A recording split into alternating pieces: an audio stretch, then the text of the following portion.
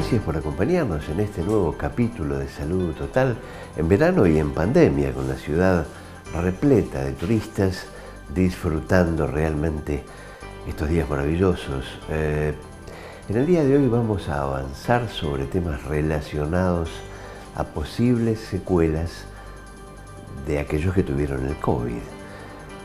Una intensa y muy importante charla con una especialista, con la doctora Alicia Rodríguez, acerca de posibles secuelas de aquellos que han tenido COVID.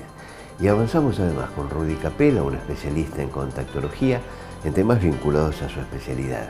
Brevísima presentación y ya estamos iniciando este nuevo capítulo de Salud Total.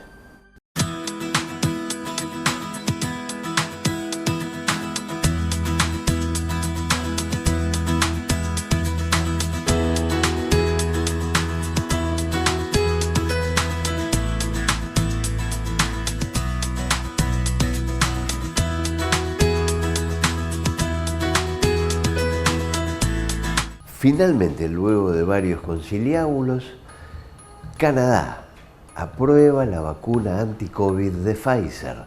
Este es el informe. El uso del tratamiento oral anti-COVID de Pfizer fue autorizado en Canadá.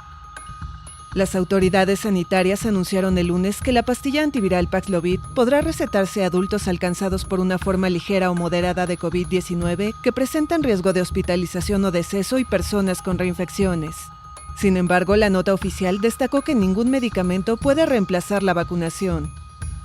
También calificaron a esta píldora de nueva opción terapéutica importante y destacaron que se trata del primer tratamiento anti-COVID que puede ser utilizado por los pacientes en su domicilio. Canadá anunció en diciembre un acuerdo con la farmacéutica para recibir 1 millón de dosis de este medicamento antiviral de administración oral. Estados Unidos autorizó el uso de emergencia de esta píldora en diciembre y México lo hizo la semana pasada. Al igual que muchos países, Canadá enfrenta un alza importante de casos de coronavirus relacionados a la variante Omicron. En diciembre, la agencia europea dio luz verde a que las autoridades nacionales permitieran el uso de emergencia de este tratamiento.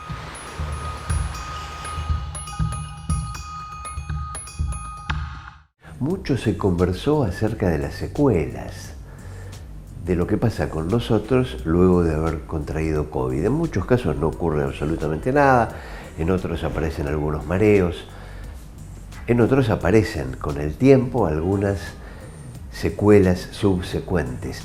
Esta es la charla con la doctora Alicia Rodríguez acerca de posibles secuelas del COVID-19. Cuando realmente desaparece el COVID de mi cuerpo, ¿se terminan las cuestiones o hay, como vos comentabas, un síndrome post-COVID? Sí, bueno, esto creo que es una de las partes más llamativas de lo que vamos conociendo del virus, ¿no es cierto? Que no es todo todavía. Esto seguramente lo que voy a comentar ahora no es ninguna novedad para la gente que ha tenido COVID. Y la verdad es que en mayor o menor medida la gran mayoría de los pacientes que han tenido COVID queda con alguna afectación residual que demora en resolver. ¿Qué tipo de problema residual sería? Bueno, sí, falta de aire sí. En realidad podemos ver lo que se llama COVID prolongado, afectando a la mayoría de los órganos o sistemas, ¿no es cierto? Lo más llamativo de este síndrome o de esta situación clínica que se ve después del COVID es el cansancio o la fatiga.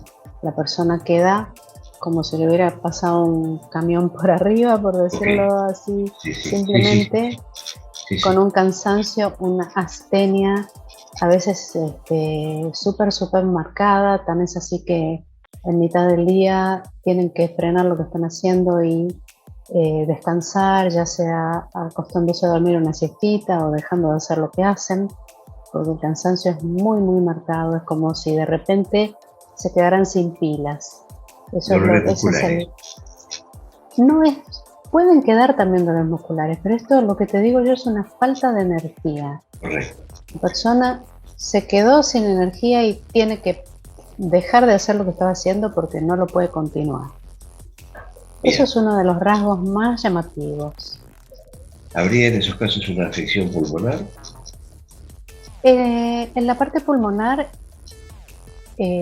una de las partes del síndrome post-COVID o COVID prolongado queda la dificultad respiratoria, ¿no es cierto? La dificultad respiratoria y la falta de aire con situaciones de mínimos esfuerzos. Bien. La persona trata de caminar unos pasos, unas cuadras, la mitad de una cuadra y rápidamente está con esa dificultad respiratoria que a veces se manifiesta como un aumento en la frecuencia respiratoria, esta Entiendo. hiperventilación que se llama, o simplemente falta de aire, se quedan sin aire. Estos dos síntomas, que son bien marcadores, empeoran mucho después de realizar actividades físicas o también mentales, ¿no es cierto? Cuando la persona se pone a hacer algo, Se agota rápidamente. Pierde la energía, se nota con mucha dificultad respiratoria. Son dos síntomas diferentes, pero son muy, muy comunes de ver. Y con la actividad física se ve mucho más marcado, ¿no es cierto? Después tenés como parte de este síndrome de COVID prolongado lo que se llama la neblina COVID o neblina mental, que es una dificultad para pensar, para concentrarse, pérdida de memoria. A veces esto se va recuperando, pero a veces demora meses en irse. De manera que aunque en principio el riesgo de muerte haya desaparecido y el paciente pueda desplazarse y perder ciertos temores, la enfermedad persiste. Sí, es como que más que eso se demora la recuperación. Correcto. Se demora la recuperación. La recuperación es muy, muy lenta y gradual. Y antes de pasar a la parte respiratoria propiamente dicha, tengo que aclararte que esta sintomatología no se relaciona con la severidad de la enfermedad. O sea, la persona puede haber tenido una enfermedad muy, muy leve en el curso clínico, fiebre solamente o perdió el olfato, la pasó en su casa, pero de repente empieza a presentar este tipo de sintomatología, que es lo que se conoce con el nombre de síndrome post-COVID o COVID persistente. Aún habiendo sido vacunado con las dos vacunas. Es que sí, esto tiene relación exactamente con haber padecido la enfermedad. Correcto. Independientemente del grado de severidad que tenga la enfermedad. ¿Sí? Y abordando la cuestión respiratoria. En la cuestión respiratoria, lo más marcado, lo más llamativo es la dificultad para respirar, es lo que más comúnmente se ve, una falta de aire importante, persistente, que a pesar de que pasa el tiempo, sigue sin recuperarse, ¿no es cierto? Y esto en verdad es una combinación de varias cosas, entre ellas la afectación que el virus puede haber tenido en los pulmones, y cuando la afectación que tuvo en los pulmones es mínima, Bien. puede ocurrir que quede una alteración en la parte muscular, en el metabolismo muscular, que hace que la persona apenas se mueva empiece con la dificultad respiratoria. Y en este sentido no hay muchos tratamientos, o sea, no hay un tratamiento medicamentoso que uno pueda hacer a menos que uno detecte. Perdón Alicia, esta novedad que apareció en Gran Bretaña en la pastilla, el molnupiravir, ¿tendrá algún tipo de utilidad en estos casos? Honestamente desconozco.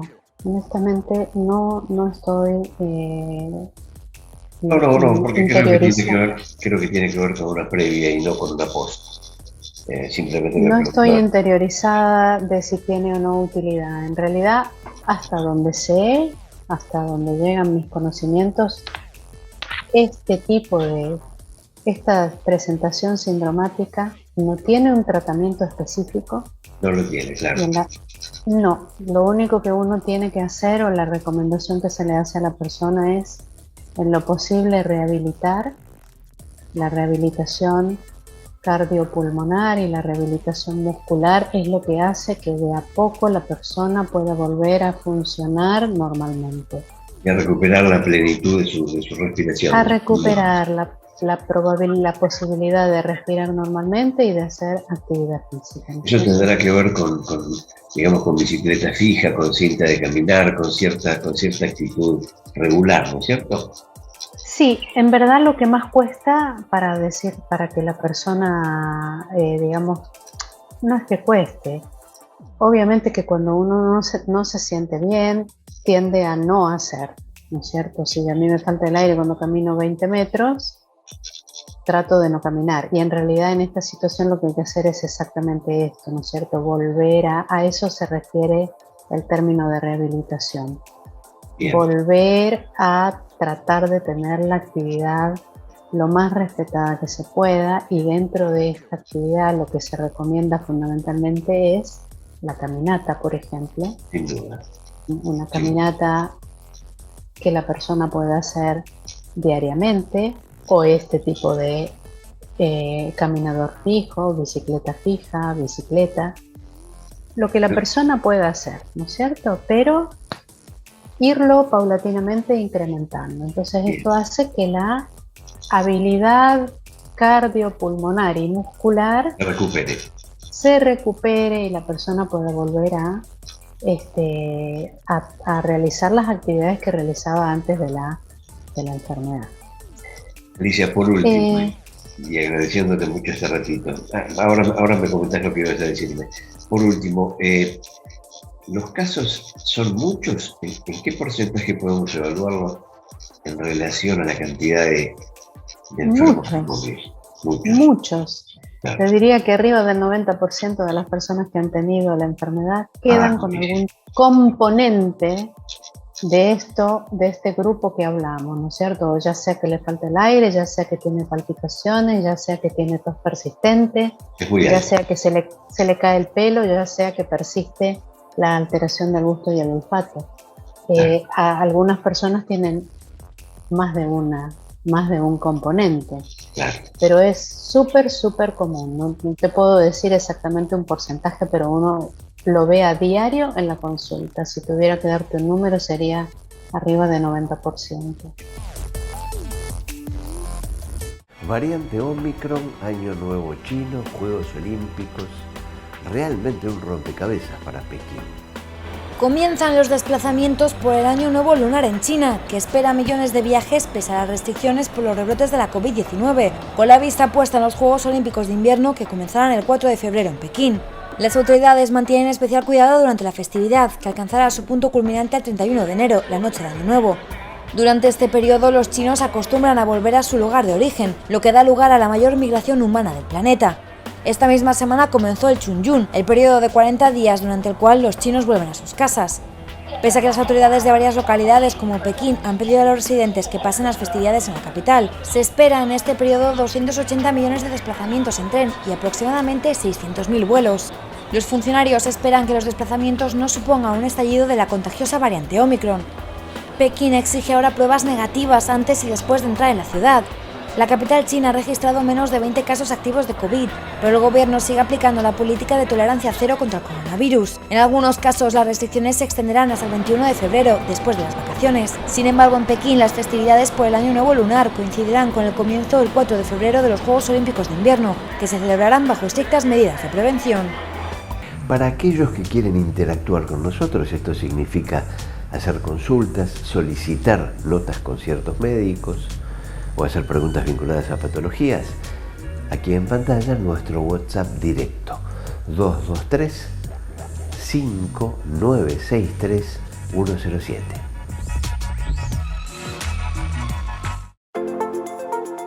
Cuando inicia el verano, también inicia la temporada alta de cuidados. Por eso en HPC queremos ofrecerte todos los consejos y tips para que disfrutes del sol, el calor y la playa sin dejar de cuidar tu salud. Hospital Privado de Comunidad, hecho para cuidarte.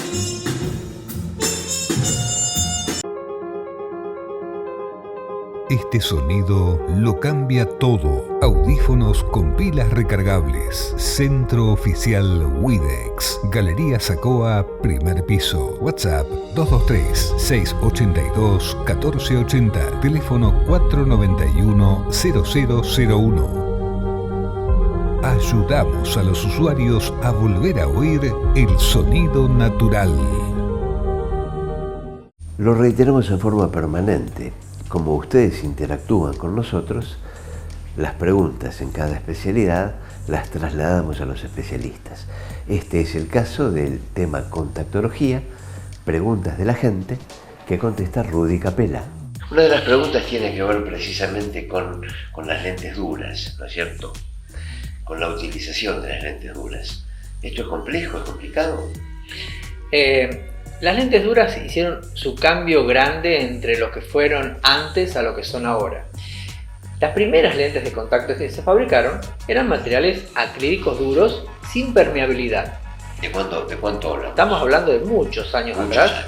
Porque es más, la primera lente fue de vidrio, luego salió el plástico. Entonces, de alguna manera teníamos que contener cuando había un problema llamado queratocono, había que contenerlo porque si no la persona no ve si no lo aplasta.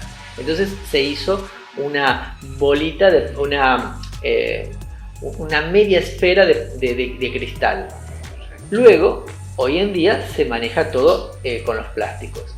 Ahora, ¿qué sucede? Cuando se empezó a manejar los lentes de contacto duros, eran un material que no permeabilizaba el oxígeno. Entonces, las lentes se tuvieron que ir haciendo cada vez más pequeñas para favorecer la entrada del oxígeno por los costados. La ausencia de oxígeno complica. Sí, porque la córnea necesita respirar oxígeno y alimentarse con lágrimas. Entonces, genera ojo seco, la ausencia de oxígeno. Entonces, al fabricarse los materiales permeables al oxígeno, pudieron ir agrandándose un poquito más. Eso favoreció la tolerancia. Por ejemplo, las lentes blandas son más grandes que el tamaño de la córnea. Las lentes duras son más pequeñas que el tamaño de la córnea. Pero ahora, con el tema de que son permeables al oxígeno, pudieron hacerse un poquito más grandes. Eso las hizo más cómodas, no tanto como las blandas, pero más cómodas que las duras anteriores. Otra de las cosas que favoreció mucho fue los tornos computarizados. Los tornos computarizados nos favorecen porque entre un aparato que nos da la topografía, ¿me entendés lo que sería? Sí. El topógrafo nos da las distintas elevaciones y depresiones que pueda tener una superficie. En este caso, la córnea va teniendo distintas elevaciones y depresiones que nos permite ese mapeo, esa imagen, saber cómo calzar mejor la lente. De esta topografía, esos aparatos tan modernos, pasamos a un torno computarizado y las lentes se pueden hacer mucho más personalizadas y más a medida. Entonces, agrandamos el tamaño para favorecer la sensibilidad y copiamos más la curvatura de la córnea para irnos a una mejor homogeneización y no salta tanto las lentes. Vamos a un nivel de exactitud mucho mayor. Una de las cosas que se conocía de antes, de las lentes duras, se me saltan.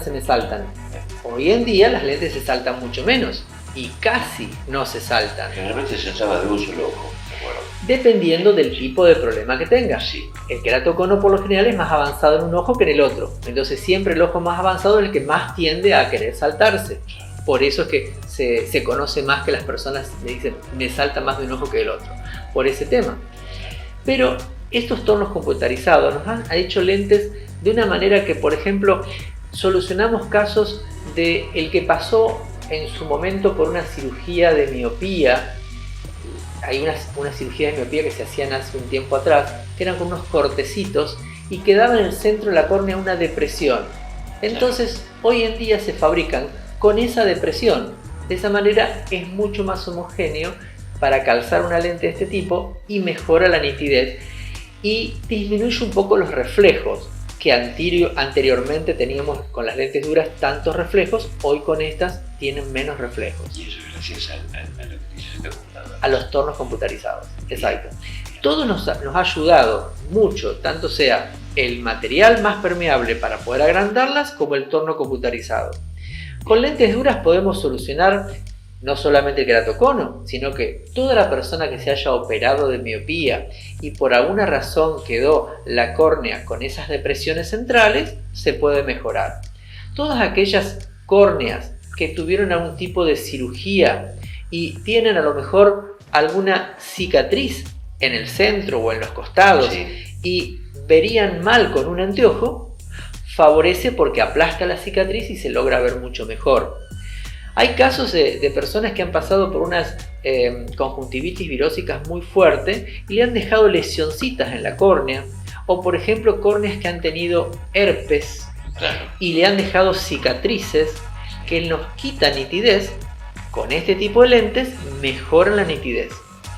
No son para todos los casos. Teniendo en cuenta la topografía de cada caso. Sí, y no son para todos los casos. Son casos específicos, son casos más complejos, pero son casos en los que el anteojo no le da la solución y la lente de contacto le da muchísima solución.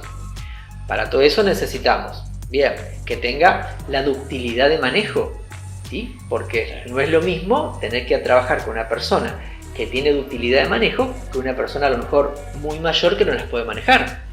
Ha pasado que a lo mejor una persona muy mayor necesita la lente dura, pero ningún familiar se las puede colocar. Entonces, el problema es que sería en sentido inverso con un niñito que no lo puede colocar. Exacto, ahí nos quedamos con las ganas de poner una lente cuando la necesita, pero no las podemos poner porque no hay quien las maneje. Entonces, en esos casos no se pueden poner. Pero en la mayoría de los casos complejos, con las lentes duras podemos hacer maravillas. Y por eso nos ayudan tanto ese material. Hoy en día, con la cantidad de lentes descartables que hay, uno pensaría, ¿podríamos solucionar todo con la descartable? No, la lente dura es necesaria. No lo puede nunca solucionar la descartable lo que soluciona la lente dura. Entonces, por eso es que las especialidades nos vamos a ese material. Sin duda que para llegar a tocar una córnea con una lente dura, tiene que ser autorizado por nuestros oftalmólogos que nos dan la autorización para que nosotros trabajemos, ¿no? Nosotros somos técnicos y el médico es el que nos habilita para trabajar con este tipo de pacientes. Rudy Capella, Salta 1507, casi 25 de mayo. Rudy Capella, laboratorio contactológico, en la búsqueda de la excelencia. Cuando inicia el verano, también inicia la temporada alta de cuidados. Por eso en HPC queremos ofrecerte todos los consejos y tips para que disfrutes del sol, el calor y la playa sin dejar de cuidar tu salud. Hospital Privado de Comunidad, hecho para cuidarte. Centro de Imágenes Médicas de Clínica 25 de Mayo presenta su nuevo tomógrafo Multislice Philips. Reduce la radiación hasta en un 80%. Estudios en tiempo real. Gran velocidad en la adquisición de imágenes. SIM, un gran avance tecnológico a su servicio. En Teruel, en España, Alberto es el primer ciego sin manos guiado por su perro. Interesantísimo informe. Alberto Villalba camina por las calles de Teruel como nunca había podido hacerlo, solo con la ayuda de su perro guía, Sabat. El caso de Alberto, ciego, tenía otra dificultad: no tiene manos. Es la primera persona sin manos que puede contar con un perro guía. Pues bueno, lo que nos me aportará en un futuro también, ahora ya me la aporta, pero más adelante aún más, por la libertad, el tener independencia yo solo, de poder ir a los sitios, que ahora hasta ahora pues eso, tengo que ir siempre acompañado, ahora ya no, porque ya empiezo a coger soltura. La Fundación 11 en septiembre se puso en contacto con Alberto para ofrecerle esta posibilidad. Ha sido necesaria una adaptación especial y cambios en las prótesis y en las correas. Las correas del perro las ha fabricado de forma desinteresada un sastre de Madrid. Introduce un muñón y abre una parte, y ya luego con el otro muñón igual introduce aquí y abre. Alberto perdió la vista y las manos cuando le estalló una granada de la Guerra Civil en 2013. Deportista incansable, este logro es uno más de los obstáculos que ha superado.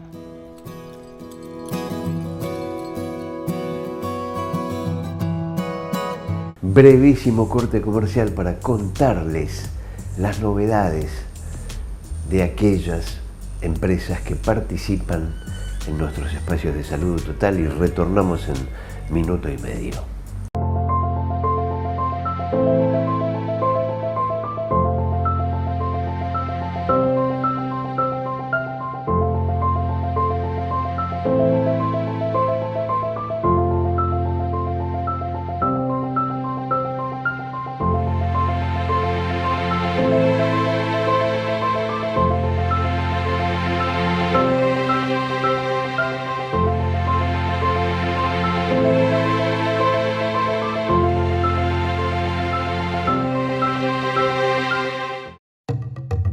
Un psicólogo escucha diferente, abre camino a las emociones en su conexión con los decires del sujeto. Licenciado Germán Rothstein, atención psicológica presencial y online. 155 21 13 97.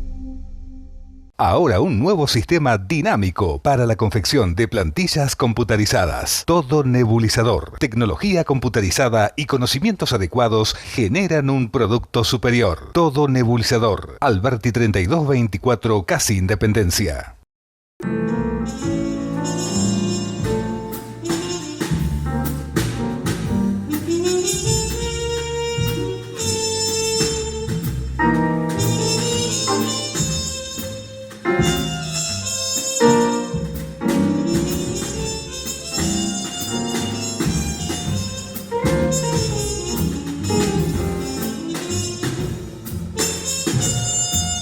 Nos estamos despidiendo de este nuevo capítulo de Salud Total. Ustedes saben que estos espacios pueden verse durante toda la semana en todo el ámbito de la República Argentina en la plataforma Flow. Canales 7 Somos y Canal 525. Aparte en la Capital Cable y aparte en Canal 41 de Aire. Gracias por estar. Nos vemos en 7 días.